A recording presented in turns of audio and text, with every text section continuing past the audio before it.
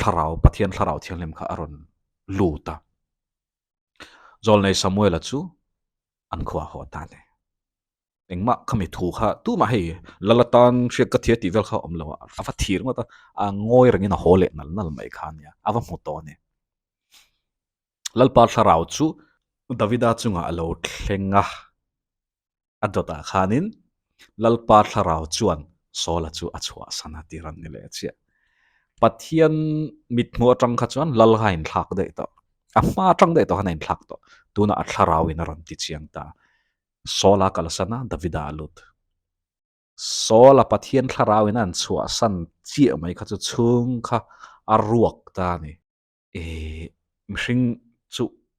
kan tharau space si kan ti dong nge ma a bela kha pathian in a lua lo chuan in a bak nge ron lu tang mo tharau ram huai kha ron lut ta hian in mak ve do chu lalpa tir ram huai in a ron ti buaya an ti hoi pathian in ram huai tiro den no ve ghost hunter ho tan khanin tong trai ngai don chu ram huai mu du chuan ma se aro pui lu tu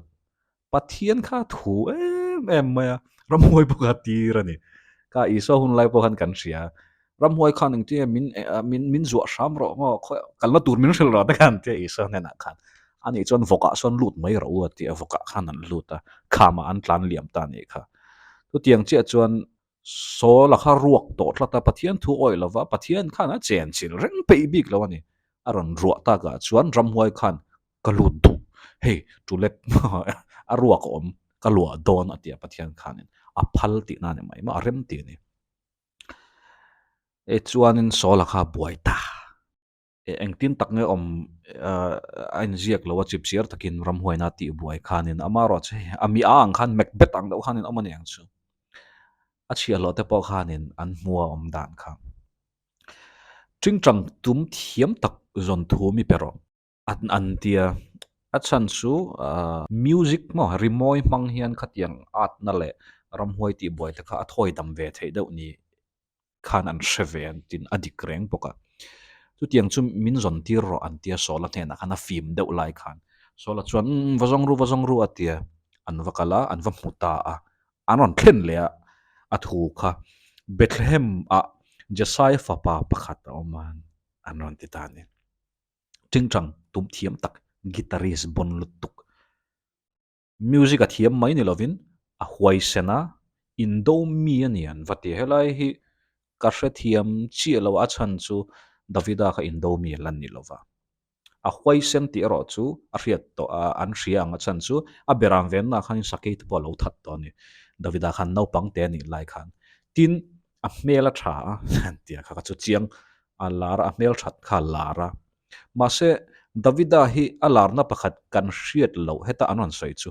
thu soi thiam takani an ran ti ni lol davida lagat til athina no pang davida ka anron khentan anron recommend ani chu chu oma tina poimo ber chu solatana poimo chu no pang chu atne na lalpa om anon ti ne sola chuanin jesaya nena palaya tira ifa pa kharong kal tiro avatia lalan nei ma khan zol nei samuel khan dalin nei chuan in fa te in sialote an adu du anon lamanga in nar phal in nar thei lovang alo ti to kha thalom man tia tuna hian kha ron thleng ta sola khan vako ru ti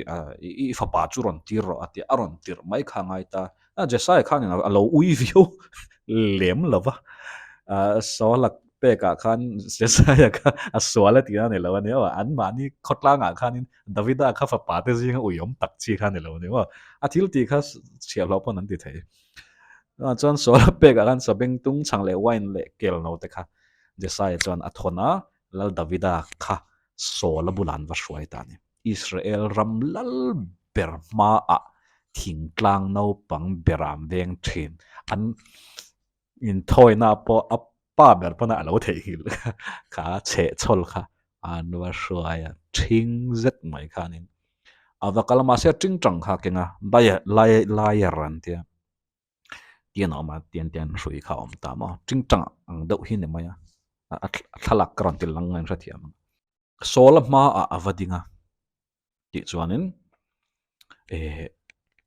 ching chang kha va tum thin ta ne tin azai thin po ne mai the hla phu thiam lal davida khan sam bu pum pui hi lal davida no pang lal ni no davida phu ania ram bua na sola ron ti boya piang khan davida khan vakawa ching chang ron tuma aron zaya sola ron ziaum thina ne makhop tu chu rimoi thil ti theina ne kan pathian hla ngai thak le ngai thak lo inkar hi hla ve lo tu kan ya aun lai chon kan shalo mai the death metal kan ngai thak te hianin a thi na hlir ngai tua ang chon kan in shalo mai the ya ma se thil ti theina chu ane ane a ngai na chuan rimoi ngai na chuan in thra thi amang thil ti theina tak hian ya kha kha ram huai thlarau khovel thleng po khanin thil ti theina ne ya aron ziom thina sola kha chuwang chuan sola khan naupang davida jesaya fapa kha thingtlang naupang kha angai na em maya ram huai na ati buai ni khwa chau ni lawa po khanin abula om fo atan khanin aduani sola khanin tin ta hian aral thuam keng tua da davida chu atanga lalhi ka di inga tinga davida min hi lal ti te lo hianin kar lam thei mi lo le ral thuam king tua atanga ain tia ma se hei hi kan sei lok du chu ral thuam king tua ala tang lo ani heta hianin heta khami ma deuh khan in do mi ani ti te khan va se hei hi kan sei top menga zia sual le lin sual te po hi thil om ve the ani tin an nuwa an hriat to wangin heta khanin an lo va bil pal pon mai theya ma se logically in ral thuam king rual ala ni lo ani davida kha achan chu jonathan a po te po khan ral thom keng tuan ne pa te ang te po kha ral thom keng tu chuan ral an do ve ngal tin an i sipai ve tho an nia e no pang naran ral thom keng tu va man kha thil dik po ni lo hrim hrima ai nga po chu ni sena kina aron adik zia kalaron te dan nge karon soyanga ral thom keng tu chuan aron tang ta thova ma se heta hi chuanin ala tang lova at aron zia tel ve hrim hrim ani mel in po ni se jesaya lal sola chuan jesai hne na khanin thu ava cha lea davida hi ka hne na omro se ti ni khami ma kha chuan avak alama piang in avakal thin ni mela in a tang khan beram ven ngai box si ma se tuna chuan sola khan angai na cho em awang khan ka hne na omro se tin jesai hne na khanin adila chuanin naupang Bethlehem naupang Davida Jesai fapa chu lal sola hne na khanin a om ta ani. Next we'll continue Davida le Goliatha.